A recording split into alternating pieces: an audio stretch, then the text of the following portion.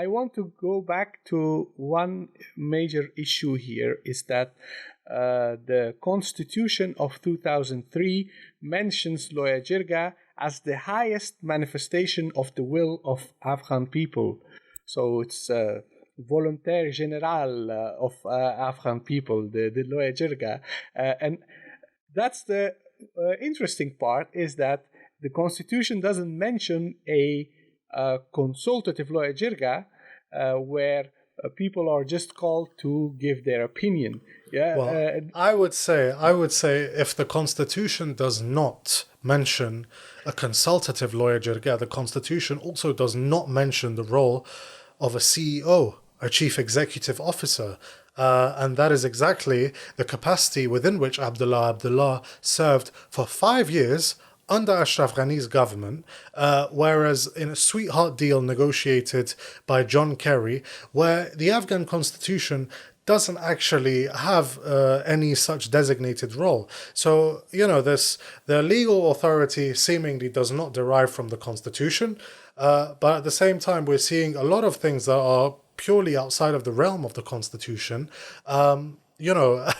being enacted without an eyebrow being raised. Now, with regard to the Loya Jirga of last year, I don't actually remember much of what happened, because back then, my personal opinion...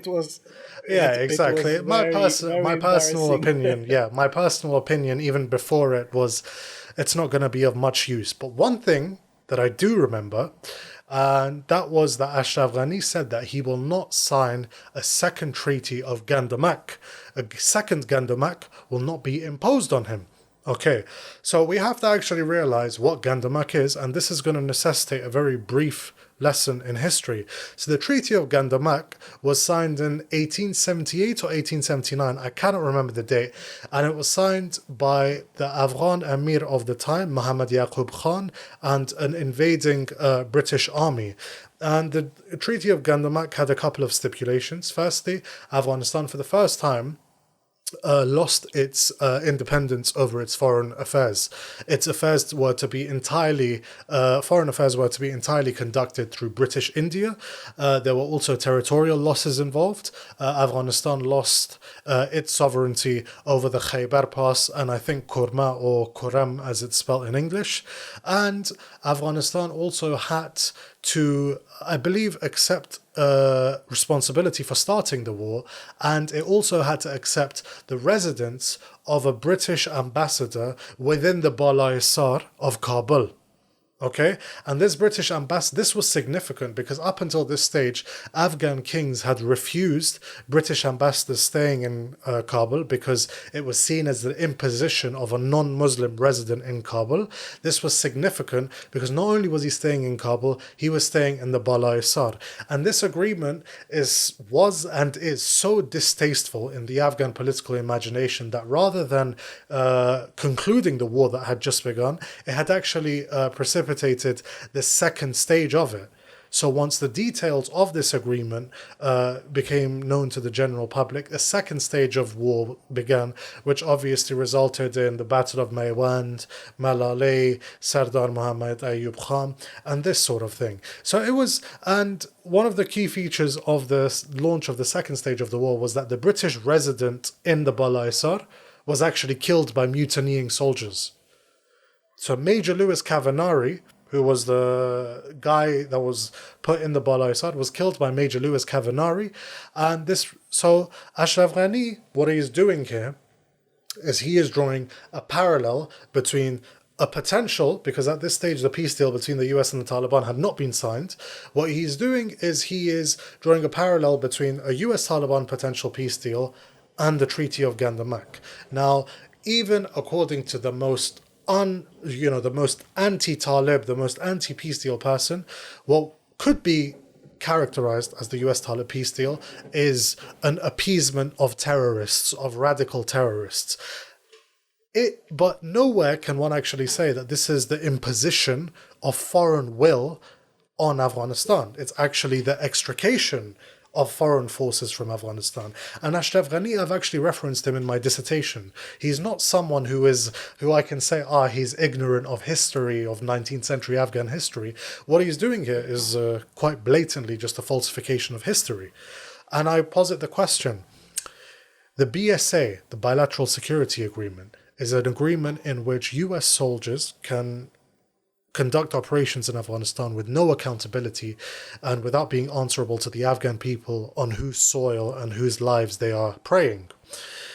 Which sounds more like the Treaty of Gandamak, Sangar, a potential US-Taliban peace deal, or a security agreement within which the clauses are that US forces go around operating unaccountable? Yeah.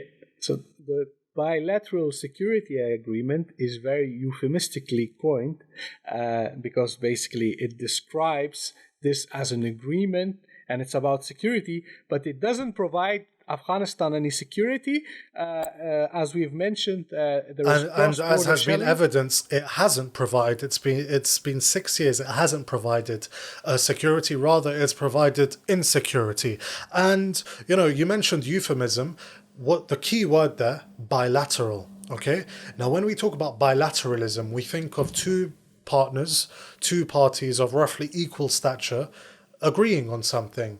Well, if it were really bilateral, why can't Afghan soldiers roam around in Michigan conducting night raids on suspected terrorists? Because I'm sure there are many people of questionable ideology in the US whose ideas and whose material pose a grave danger, not just to US national security, but international security. So, if it's bilateralism, sure, why don't we send in some Afghan commandos to do their operations in rural Texas?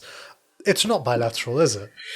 No, it's not bilateral. And plus, it stipulates that the Americans can have their permanent bases in Afghanistan. Yeah. Who is going to allow a foreign force, an occupying force, to come to your country and have their permanent security bases and operate outside the boundaries of the law? Yes, so this is basically worse than Gandamak. This agreement was worse than Gandamak. Exactly, because in Gandamak, Afghanistan, there was an imposed British diplomatic and very small military presence in the Balai Sar. Yes, there wasn't the prospect of US forces running around or yes. British forces running around. So we have now a president who has signed Gandamak 2.0 in 2014. And then during the Consultative Loya Jirga that he convened last year, he said that he will not be forced into signing a second Gandamak agreement.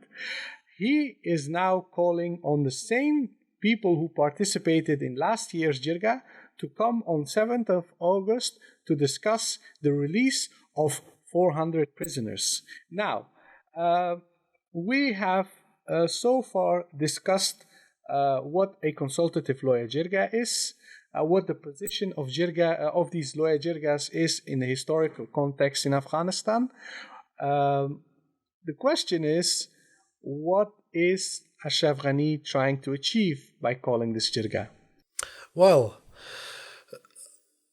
we could say I don't know, but I think that we have to also be fair, and we have to acknowledge that when Ashraf Ghani describes the US-Taliban peace deal as a Gandamak, it also reveals his perspective, and his perspective is obviously shared by many in Kabul, which is that the US is not just abandoning, but is directly interfering in internal Afghan affairs by negotiating an agreement with the Taliban and paving the way for the formation of a new government. So potentially Ashraf Ghani is viewing it from that lens, whereby 19 years of occupation and war and night raids and civilians dying and suicide bombings is all fair game, but negotiating directly with the Taliban is a violation of sovereignty.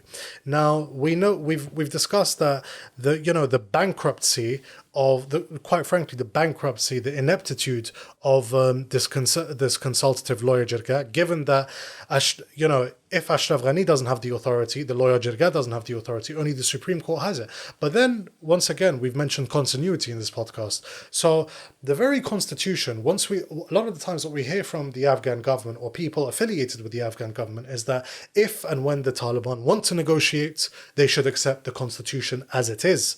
Okay. Now, firstly, this is demanding that the other side capitulate. Secondly, I have, constitutional modifications or reform is something that happens in every country.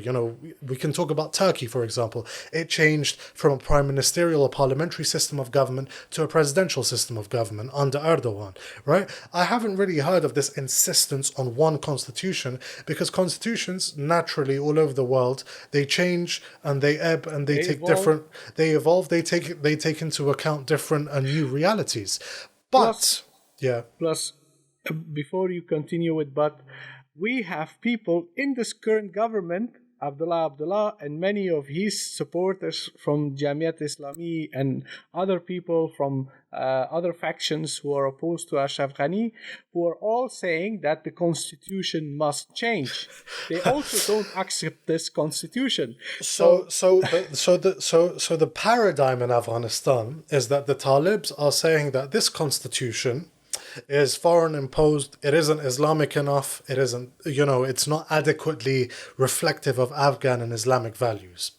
On the other side, we have a bunch of people who were influential and played a decisive role in forming this constitution, suddenly having the epiphany that it's too centralized because they lost their influence under Ashraf Ghani. And then in the middle, we have Ashraf Ghani and people associated with him saying that this constitution must be accepted no matter what. Well, not only does that ignore the fact that, like we say, constitutions change, they evolve, this insistence that the constitution remains as is and is accepted by everyone almost sounds religious, which is funny because they accuse the other side of being religious fanatics. But the very constitution on which it bases its existence, Ashraf Ghani has gone over his mandated presidential term by a couple of months last year. And he had Abdullah serving as a CEO in a non-constitutional, extra-constitutional capacity. So the very constitution on which they justify the basis of their existence and their legitimacy is a constitution that they don't actually follow. There is a often repeated sentence in Afghanistan. It's always in talk shows, and people also post this often on social media. And it says, in the Afghan constitution, there is one line saying, Kabul is the capital of Afghanistan. They say, this is the only aspect of the 2003 constitution that has not been violated so far. All other aspects of this constitution have been violated by this government. So that's why it's ridiculous when someone in the current government insists on having this constitution the way it is, no matter what. No, wow, I've never thought of it in that way. But yes, the constitution is right and it is respected when it comes to Kabul being the capital of Afghanistan. But so, we get Ashraf Ghani's perspective that this is undue foreign interference and meddling in Afghanistan. And now, what is he actually trying to achieve? Because I would say, once again, you don't have to be an expert in geopolitics or Afghan history to know this. This is a consultative Loya Jirga. Keyword, consult. Okay? Now to consult, if I am to consult with a group of people, that means that I put forth my opinion and they put forth their opinions, and we come to a mutual sort of understanding and a better appreciation of each other's perspectives. But Ashraf Ghani has literally just said, I don't have the legal authority. And the constitutional Jirga is not providing it. And he hasn't stated any other opinion or perspective otherwise. So what exactly are you consulting about? Because the legal authority, you've stated clear cut, you don't have it. Okay? The Loya Jirga cannot provide it to you. And you haven't offered any other alternative. Like, what are you bringing forth to this jirga? When Ashraf Ghani goes to this jirga and says, respected gentlemen and women, okay, I want to discuss this. What is his perspective? It's missing, which leads us to think that this is actually pretty disingenuous and it's pretty dishonest.